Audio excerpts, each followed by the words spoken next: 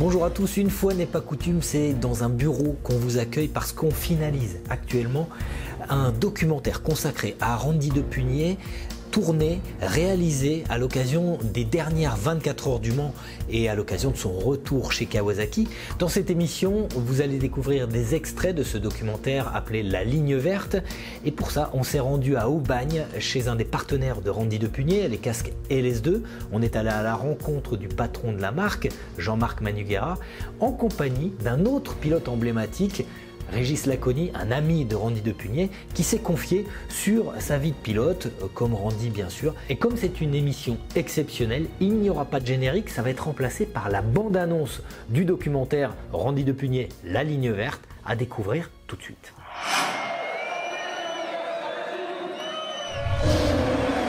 C'est la 45e édition des 24 heures du Mans qui va démarrer dans quelques instants. Merci déjà d'être venus si nombreux. 45e édition marquée par le retour de Randy Depugné sur la Kawasaki numéro 11 au sein du team SRC Kawasaki.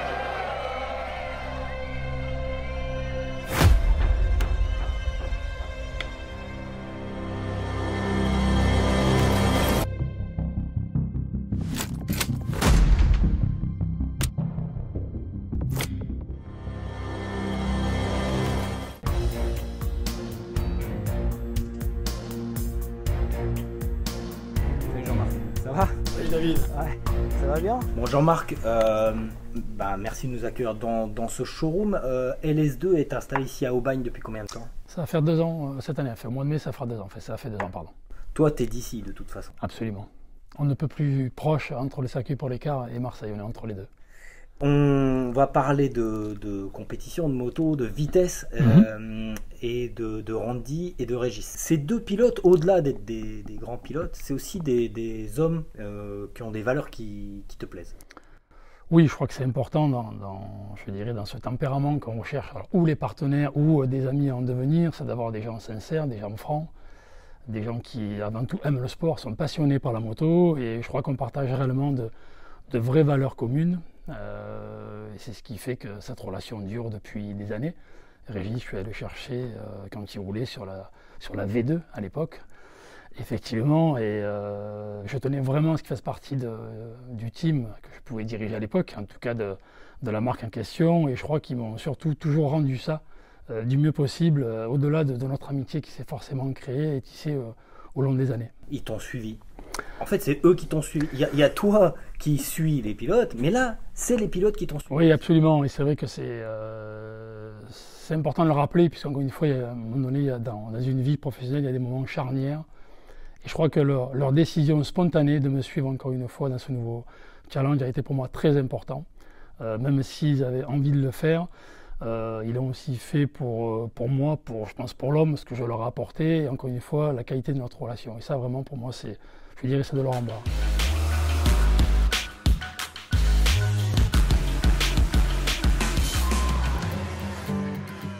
Si l'équipe Kawasaki bénéficie d'une solide expérience et d'un palmarès fourni, la moto de série, dont est obligatoirement dérivée la machine de course, est nouvelle, tout comme le système électronique. L'équipe manque de développement et logiquement, les chronos aux essais sont moins bons que ceux de leurs adversaires directs. Il y a beaucoup de travail pour être compétitif, mais le défi n'est pas de nature à effrayer Randy Depugné, qui en a vu d'autres, notamment en MotoGP, où son aventure avec Kawasaki ne s'est pas terminée comme il l'aurait voulu. Alors l'histoire de Randy en MotoGP, ça a été une histoire effectivement qui s'est terminée pas très bien, un petit peu d'une façon frustrante très certainement, mais des deux côtés, Kawasaki avait un sentiment d'inachevé. Il y avait une espèce de bras de fer entre Eric Mahé, son agent, et Michael Bartolini, qui était à l'époque le team manager d'équipe Kawasaki, qui l'avait recruté et qui lui mettait une sorte de pression parce que les résultats venaient pas suffisamment vite. Qu'est-ce que tu leur demandes à tes pilotes au juste? Je dirais qu'avec ces deux en particulier, ces deux pilotes-là, Régis et Randy, c'est assez facile. Je n'ai pas grand-chose à leur demander. C'est-à-dire que toutes mes demandes, si je puis dire encore une fois, elles sont naturelles par rapport aux besoins que nous pouvons avoir, nous, une marque. Même si, à la base, c'est aussi de porter haut et fort les couleurs d'LS2, c'est d'être un petit peu les ambassadeurs, ce que j'avais demandé à Régis, puisqu'il avait arrêté de rouler à l'époque déjà. Mais quand je dirais dans mes demandes, c'est des personnes qui répondent toujours présents, qui ont toujours été là à mes côtés sur des OP, sur du développement, sur des discussions qui concernent leur design. C'est des gens et des personnes, encore une fois, qui ont toujours été très disponibles et je profite aussi pour les remercier de cette fidélité et de leur professionnalisme. Jean-Marc, moi, ça fait depuis 1996 que je le connais. Donc, j'ai roulé auparavant pour une marque pour laquelle il travaillait jusqu'en 2016. Et ensuite, je suis passé chez LS2 en 2016 et là, on est en 2022. Donc, c'est plus une relation d'amitié qu'une relation professionnelle. Et je suis passé chez LS2 parce qu'il m'a donné la confiance en me disant on a un vrai produit, voilà, de pouvoir faire la transition. Donc, mais avant tout, c'est plutôt une histoire humaine qu'une histoire professionnelle. Et justement, une histoire humaine plus que professionnelle. Régis, toi, ta carrière, tu l'as arrêtée. Tu es toujours avec cette marque, donc c'est une histoire vraiment humaine, on est d'accord. Ouais, bah, moi c'est sûr qu'avec Jean-Marc, c'est depuis super longtemps aussi qu'on se connaît, et c'est vrai que c'est comme si c'était quasiment mon frère, donc voilà, donc c'est vrai qu'on va dire mon frère de la tête pour les cases, donc en tout cas c'est génial parce que c'est vrai qu'on a toujours eu cette amitié ensemble et voilà, et que ce qu'il y a de sympa c'est de pouvoir faire des trucs qu'on sait très bien que c'est des trucs qui sont importants parce que comme le disait Randy, c'est quand même ce qui protège dire, le corps humain. La tête, je ne vais pas dire que c'est ce qu'il y a de plus important, mais c'est ce qu'il faut protéger le mieux possible, et en tout cas avoir la chance d'être toujours avec lui et dans des moments super sympas comme ça, c'est toujours génial. Donc il y a l'amitié avec le bon matériel, donc c'est juste parfait.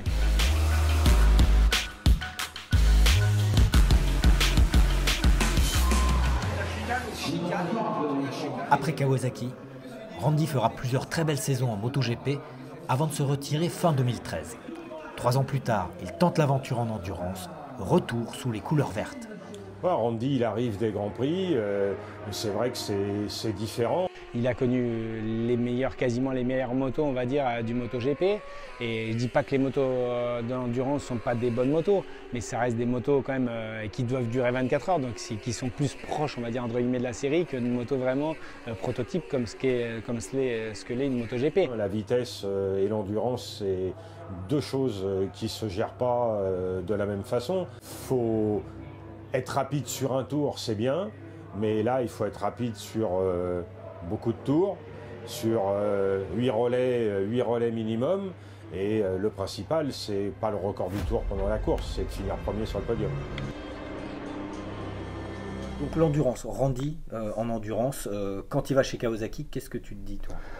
Ben, je me dis que c'est je t'aime moi non plus, je pourrais dire. C'est-à-dire que lui, Randy, comme tout pilote de vitesse, l'endurance, c'est une catégorie un peu à part. Hormis les 8 heures de Suzuka, hein, je crois qu'ils se sont exprimés là-dessus, où c'est la course, dans la course au niveau du mondial endurance. Alors je le regardais d'un bon oeil, sachant que je savais que ce pilote, en tous les cas, est rapide. C'est un pilote doué, c'est un pilote rapide, c'est plus à dire, mais est-ce qu'il allait rentrer dans ce rôle, dans cette peau de pilote d'endurance, où il faut de fait partager, et c'est pas ce que les pilotes font parfois de mieux, hein. Ils sont seuls sur leur grille de départ, seuls sur leur moto. Là, c'est un travail à 3, c'est déroulé de nuit, c'est aider un pilote quand, encore une fois, il ne trouve pas ses repères parfois, et ça peut arriver. Donc au départ, je me suis dit, est-ce qu'il aura vraiment la capacité à s'adapter au-delà de la vitesse? La vitesse, elle était là, et c'est indéniable. Et je crois que là aussi, les années faisant, il a compris, et il a changé, il a même muté en vrai pilote d'endurance. Je crois que ça a été vraiment, encore une fois, un bon exemple cette année. Il y a un Racing Service sur les courses. Est-ce que vous savez manipuler, changer les écrans et tout ça? Ouais, même si mon fort n'est pas la mécanique, j'arrive à changer une visière, à mettre des tear-off, mais ça a beaucoup évolué aussi, parce que il y a une dizaine d'années, il fallait tout le temps réajuster la visière pour pas avoir d'air qui rentre, c'était plutôt compliqué. Et là maintenant, aujourd'hui, c'est très simple, il y a 2 clips à enlever, on l'enlève, on remet, et tout est adapté, et c'est très simple à n'importe qui, même un enfant qui serait capable de le faire, je pense.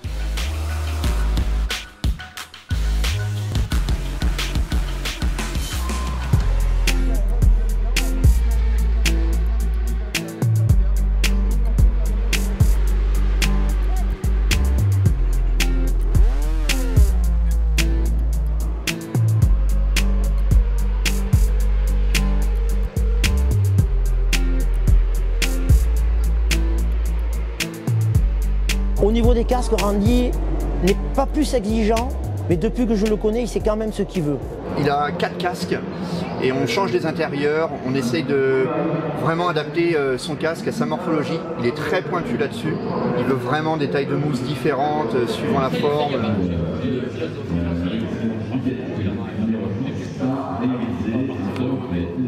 Il est pointilleux, il sait, on a un binôme, il sait qu'aujourd'hui il y a telle visière, je vais lui mettre telle visière, j'essaie d'anticiper ses désirs. Bah, écoute, moi je te reprépare le casque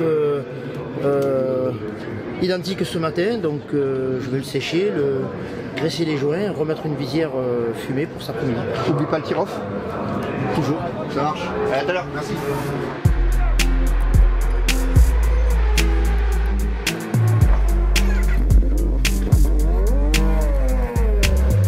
Bien entendu, on a un casque où le fit est bien calé, c'est ce qu'il veut, il ne veut pas que le casque bouge, il ne veut pas transpirer dedans, il veut que ça soit aéré, il veut telle visière à tel moment et tel moment.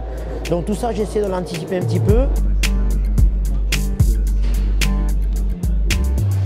Non, au niveau exigence, Randy est pas plus qu'un autre, il veut juste que ça soit carré, avoir ses tir-off d'une manière, avoir ses mousses d'une manière, et à partir de là, ça se passe très bien, quoi.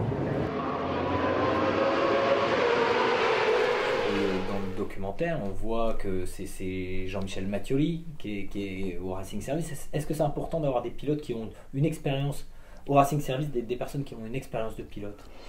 Alors je pense que c'est un vrai plus. C'est un vrai plus dans nos métiers, d'un revendeur, même d'un vendeur au Racing Service. Je crois que dans le cas de Jean-Michel, premièrement, effectivement, il faisait partie, encore une fois, de mes piliers. C'était même le pilier du Racing Service que je dirigeais à l'époque. Il y a cette notion de confiance, il y a cette notion de pouvoir parler franchement à un pilote, de l'écouter parfois. C'était un lieu où les pilotes venaient aussi, ou viennent encore échanger sur un sujet, quelque chose qui les tracasse, qui veulent partager avec nous. Donc il faut avoir l'oreille attentive et l'oreille du connaisseur. Et pour ça, Jean-Michel est un exemple parfait. Il sait écouter, il sait donner le bon conseil. Alors, est-ce qu'il y a des demandes spécifiques? Là, on va parler du casque, au niveau de l'équipement et au niveau du casque en particulier. Surtout sur... Oui, camelback, forcément. Donc on emmène à boire. Moi d'ailleurs j'ai une petite anecdote, l'année où je fais en 2016, c'est moi qui préparais mon camelback. Et pour éviter que la poche soit trop gonflée, j'ai comprimé l'air. Donc forcément quand j'ai aspiré, au bout d'un quart d'heure, j'avais pas d'eau. Donc j'ai fait l'heure sans eau, alors que je savais que j'avais un demi-litre derrière, donc c'était plutôt intelligent. Et sinon, Suzuka en général, il fait chaud, donc il nous faut vraiment mettre des serviettes qui absorbent la transpiration dans le casque pour éviter d'avoir les gouttes qui tombent. Faut avoir le plus d'aération ouvert. Voilà, une visière fumée en général, hein, à part le dernier relais où la nuit tombe. Mais sinon, voilà, c'est quasiment, on utilise le même type de casque sur toutes les courses. À part le camelback, moi je m'en sers vraiment seulement à Suzuka. Les autres courses, même s'il fait 30 degrés, ça va, il n'y a pas autant d'humidité que là-bas. D'accord, donc le dispositif il est installé dans le casque. Oui, le fais installer. On le fait installer. Il passe sur le côté, il y a un tuyau qui longe le casque et on a la pipette devant et on avance la bouche pour boire. Mais c'est vrai que c'est quelque chose, je ne vais pas dire de désagréable, mais on a toujours un morceau de plastique contre les lèvres. Moi, j'aime pas trop cette sensation. C'est pour ça qu'en Grand Prix, même je ne l'ai jamais utilisé. Mais là, vraiment, c'est important. Pour 1 heure, ça pourrait passer, parce que je l'ai fait le relais, hein, sans eau. Mais avec la répétition des relais, c'est quand même important de bien s'hydrater en roulant. Et c'est facile de s'hydrater en roulant, en pilotant? Oui, ça va, il y a la ligne droite et c'est assez simple. Et toi, Régis, tu l'avais, ce camelback? Ouais, ça on avait fait le montage et tout, parce que c'est vrai que ça a été pas les débuts des camelback, parce que moi c'était quand même en 99, donc ça fait déjà un bout de temps. Mais c'est vrai que en tout cas, c'était un truc hyper important, parce que après, c'est aujourd'hui le voir que tous les pilotes de Grand Prix l'utilisent sur une course de 40 minutes, je peux comprendre, mais je pense pas qu'il y ait toujours de l'intérêt, et c'est quand même un petit souci aussi, je veux dire entre guillemets, de déconcentration, parce que quoi qu'il se passe, on est obligé de penser à avancer le casque et tout, à vraiment faire ce qu'il faut pour boire, alors que là, pour l'avantage pour les 8 heures de Suzuka, c'était surtout pour penser pour les relais d'après, justement pour la fameuse hydratation qu'on suit beaucoup sur la moto. Donc il faut vraiment attaquer déjà à s'hydrater sur la moto, et c'est là où c'est important. Et c'est vrai que même si c'est pas super facile, on arrive toujours à se débrouiller. Et puis voilà, mais c'est vrai qu'il y a que, pour moi, il y a que sur une course de 8 heures Suzuka que ça a été utilisé, et parce que c'était là que c'était vraiment vital, quoi.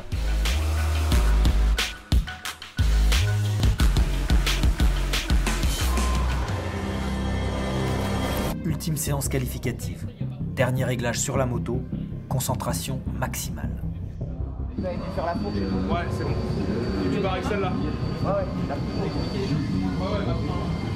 Alors comme ça nous a vu du top départ de cette séance, c'est au niveau de la...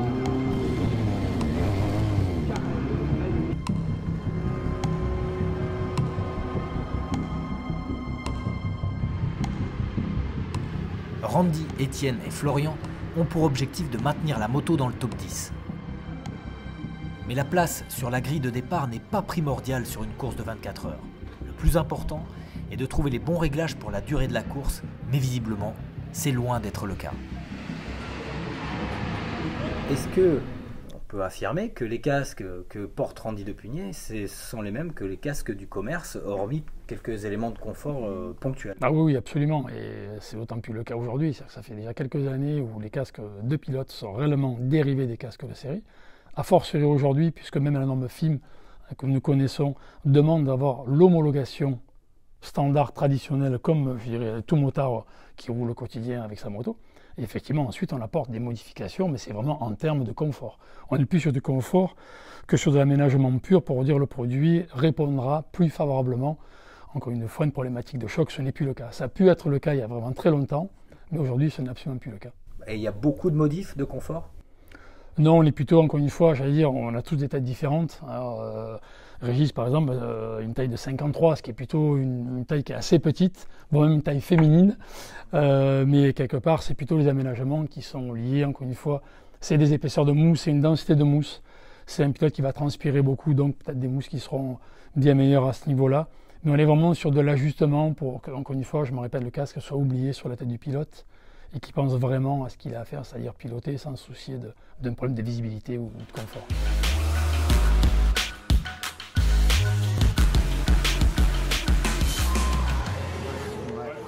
Randy a une hygiène de vie, attention, c'est un sportif, que ce soit le vélo, une hygiène alimentaire exemplaire, l'alcool, on n'en parle même pas, donc ouais, c'est un grand sportif. Sa préparation, Randy Depugné la soigne à l'extrême, jusqu'à se prévoir une séance de cryothérapie juste avant la course, avec un choc thermique qui favorise, entre autres, l'oxygénation des muscles et stimule la fréquence cardiaque. Un perfectionnisme qui fait partie des traits de son caractère, entre autres. Il est tenace et il est déterminé. Loyal, franc. Un boudeur, hargneux et surtout quelqu'un de très gentil. Une simplicité qui est très très agréable. Entier, généreux et talentueux. Il lâche rien, il a les crocs. Si je pense à Randy, en premier plan gourmand, après un gars vraiment déterminé et puis un mauvais perdant aussi. Parlons des produits LS2, de l'évolution de la marque, parce qu'aujourd'hui vous êtes sponsor de combien de pilotes vous avez à haut niveau? On a une douzaine de pilotes en Grand Prix en général et je dirais presque une centaine aujourd'hui puisqu'on a différents marchés européens aujourd'hui qui investissent énormément dans la compétition, mais c'est un vecteur important pour la marque.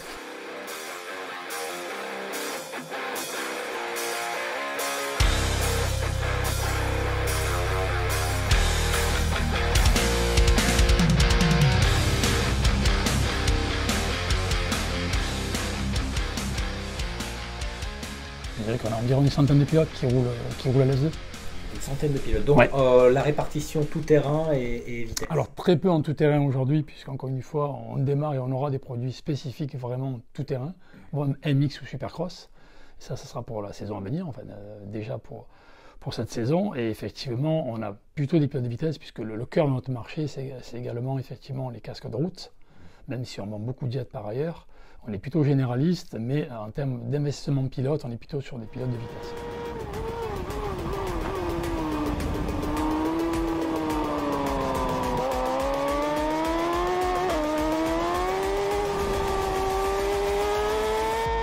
La marque est apparue quand et a évolué rapidement en fait. Oui, en effet, la marque aura 15 ans cette année. C'est une année anniversaire pour nous, puisqu'on fêtera ça au mois de juillet. Donc LS2 réellement à 15 ans, est arrivé en Europe à 15 ans. Il y a 15 ans, pardon. Effectivement, en revanche, le groupe qui détient LS2, qui produit donc la marque LS2, a eu 30 ans l'année dernière. Donc c'est déjà une structure qui a plus de 31 ans et c'est vraiment des pros du casque depuis effectivement pas mal d'années déjà. Et donc le racing est arrivé sous une impulsion que tu as donnée en France. Oui, parce qu'effectivement, au-delà de mon cursus, voire encore une fois de ma déformation professionnelle par rapport à ça et mon passé de pilote, je crois que c'était un élément important de communiquer autour de la course. Il y a à la fois la passion, mais c'est aussi quelque chose qui permet de faire évoluer à la fois les mentalités, à la fois les sujets marketing et surtout la partie produit, puisqu'on se devait d'avoir comme toute marque en devenir un produit un peu plus haut de gamme, un produit racing, jusqu'à l'arrivée du Thunder l'année dernière où effectivement on a sorti le produit typique pour la course, même si celui-ci peut également être utilisé sur la route. D'accord. Tu peux nous parler de l'évolution des parts de marché de LS2 ? Alors l'évolution est très importante dans le sens où effectivement, donner quelques chiffres, à mon arrivée en 2013, donc LS2 vendait en France environ 48 000 casques. Et l'année dernière, on a battu le record à 198 000 casques, 440 pour être précis, donc on a frôlé le record absolu de 200 000 casques vendus. Ça ne s'est jamais produit, encore une fois, sur le marché français. Et cette évolution également était très importante en Europe. C'est-à-dire que l'impulsion ou ce qui a pu être fait sur le marché français a également aidé, grandement aidé tous les marchés européens, encore une fois, à garder le même élan ou à rester encore une fois sur la même dynamique de pouvoir évoluer. Et aujourd'hui, je pense que LS2 fait partie des marques leaders sur le sol européen. D'accord. La gamme, elle se compose majoritairement de quel type de modèle ? Alors en fait, on a des gammes d'intégraux, presque comme tout le monde, où là on est assez présent dans cette partie, encore une fois, de ces produits-là. On a une gamme de Jet, on a une gamme également de casques convertibles et une gamme MX, je veux dire presque comme tout généraliste qui se respecte. D'accord. La partie la plus importante de la gamme, c'est les intégraux. C'est aujourd'hui les intégraux et ensuite effectivement bien les casques urbains ou dits urbains. Donc dans l'urbain, on met du casque modulable, on met du casque convertible, on met parfois du jet également. Donc on va dire on pourrait presque diviser en deux, c'est un raccourci, diviser en deux les volumes et ensuite on a effectivement des casques MX et également des casques juniors puisqu'on sert également les petits gabarits et les enfants.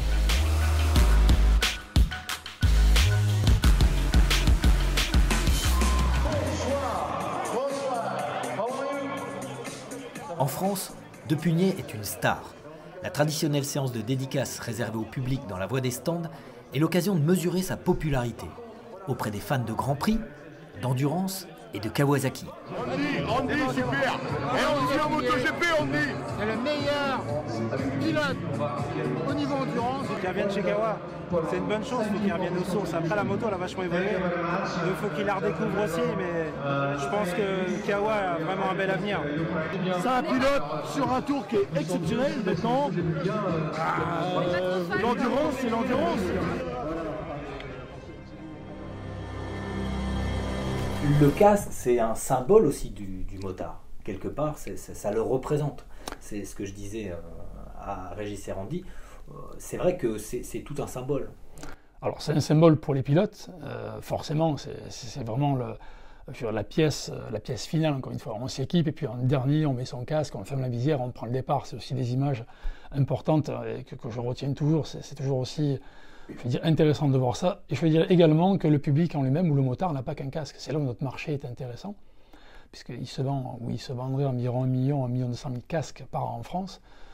Donc je me souviens des dirigeants à l'époque me dire mais où vont ces casques ? Et ces casques vont que des motards ont 2, 3, 4, 5 casques parfois. Ça paraît fou pour celui qui peut acheter un petit scooter l'été ou se faire plaisir. Mais là où tu as raison, effectivement, c'est que c'est quelque chose que l'on s'approprie. Et que, je me répète, bon nombre de motards ont en nombre en fonction des années, en fonction des pilotes, en fonction des couleurs. Donc c'est un vrai produit, je dirais, qui dépasse, après la moto, je pense, c'est vraiment le produit mythique du motard, emblématique. Dans quel domaine le casque, ces dernières années, a le plus évolué ? Est-ce que c'est en termes de sécurité, de confort, de conception ? Je dirais partout. Je dirais sur l'ensemble de ces points, parce que la norme fait qu'il y a une belle évolution sur le plan, encore une fois, de la sécurité. Et ça, c'était un vrai plus. On était presque les premiers en Europe, à la norme européenne. Je suis arrivé avec des produits qui étaient bien mieux que ce qui se pratique ailleurs, pour ne pas citer la norme américaine.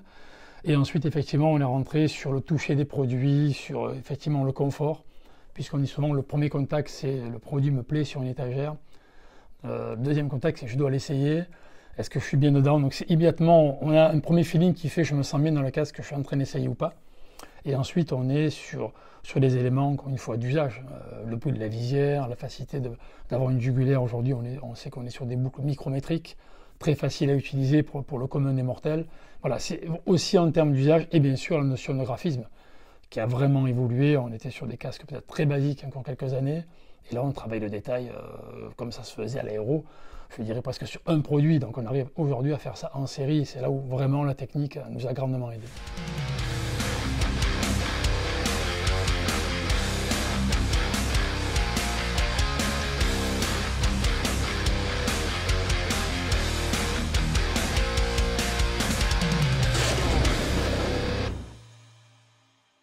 Vous avez tous les deux subi des crashs.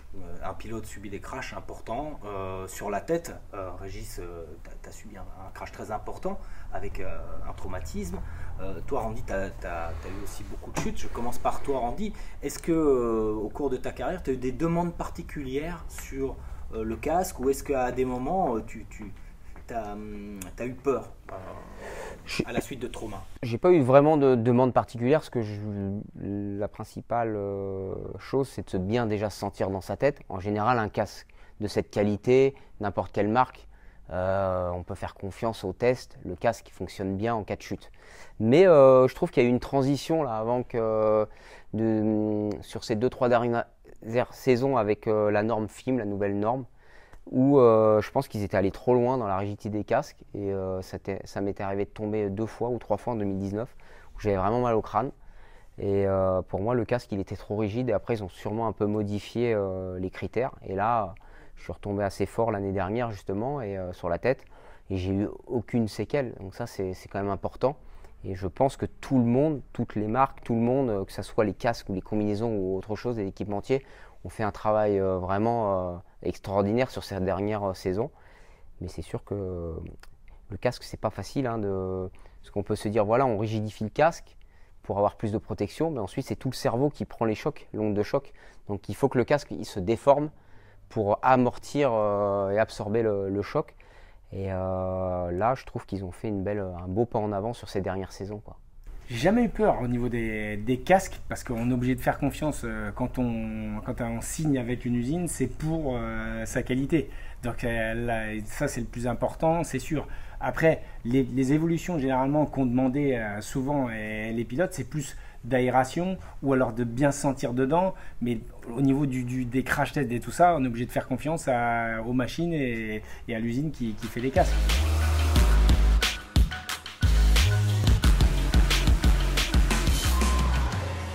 Troisième après le premier tiers de course, tous les espoirs sont permis grâce à l'expérience des pilotes et de l'équipe.